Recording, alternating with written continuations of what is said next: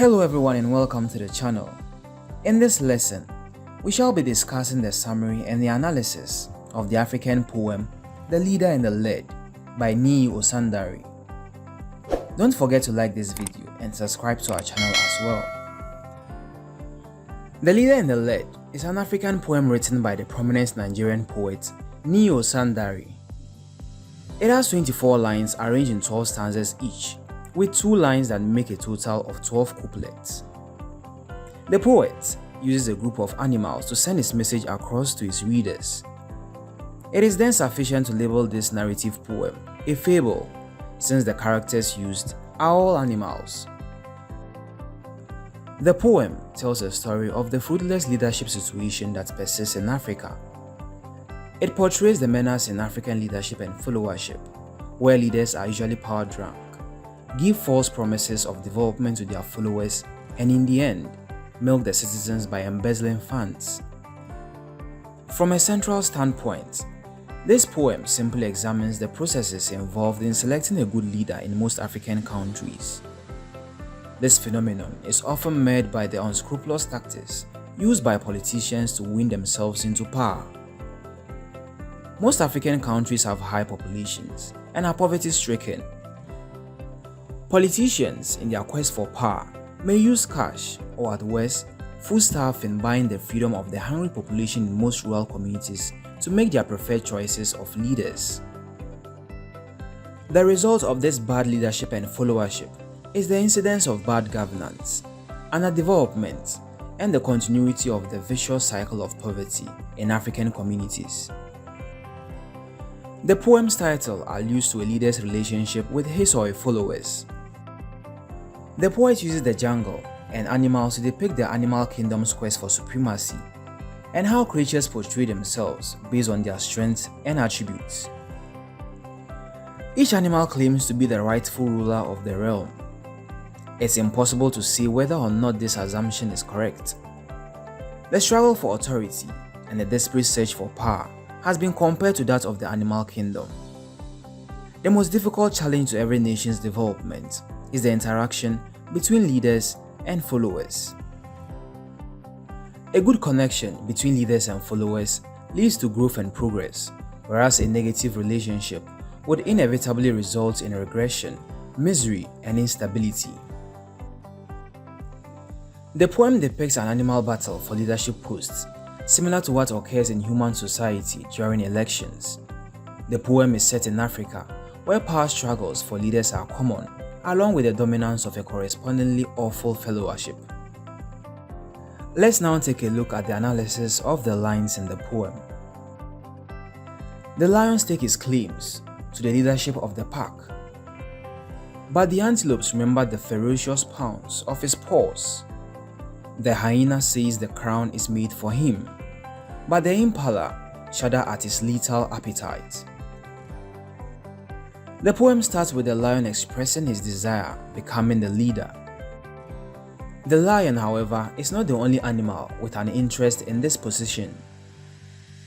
The antelopes were also interested in the position, but they were wary of the pounce of the lion's paws. The antelopes are uninterested in the leader's leadership approach. The hyena, like the lion and the antelope, believes the crown is made for him. The impala, another animal, is well aware of the hyena's lethal appetite and is terrified of it. Lethal appetite here refers to how the hyena consumes. It may also connote the habits of hungry politicians who are only present because of the need to steal from the public purse. The giraffe craves a place in the front, but his eyes are too far from the ground. When the zebra says it's his right to lead, the pack points to the duplicity of his stripes. The giraffe is a tall animal with a long neck, as we all know. The first line of this stanza makes it clear that the giraffe wants to be a leader as well. He is disqualified though, because he has a lengthy neck that extends too far over the ground. This means, if the giraffe is assigned the task of leading the animals, he is not permitted to glance down to monitor and analyze the events and activities that occur on the ground. As a result, the giraffe is not an ideal leader for the jungle of animals.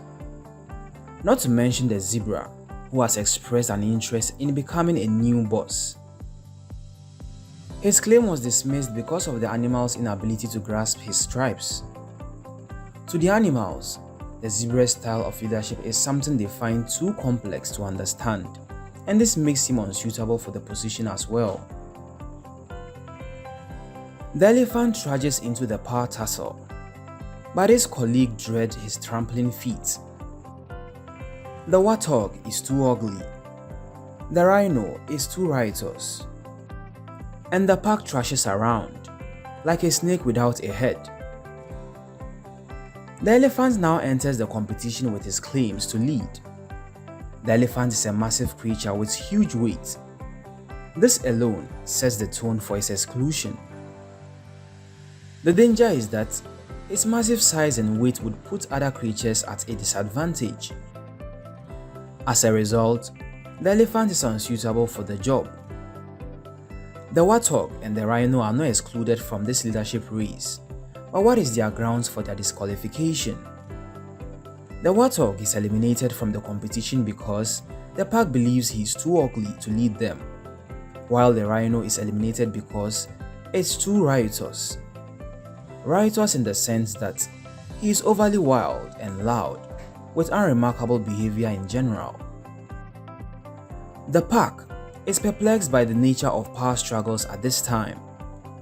Different animals have established their claims with various beliefs, strengths, and weaknesses, but they still can't decide which one is best for them. Our needs calls for a hybrid of habits, proclaims the forest sage. A little bit of lion, a little bit of lamb, tough like a tiger, compassionate like a doe, transparent like a river, mysterious like a lake.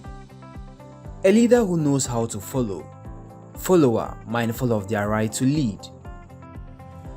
The sage is used by the poets as the voice of wisdom in the animal kingdom.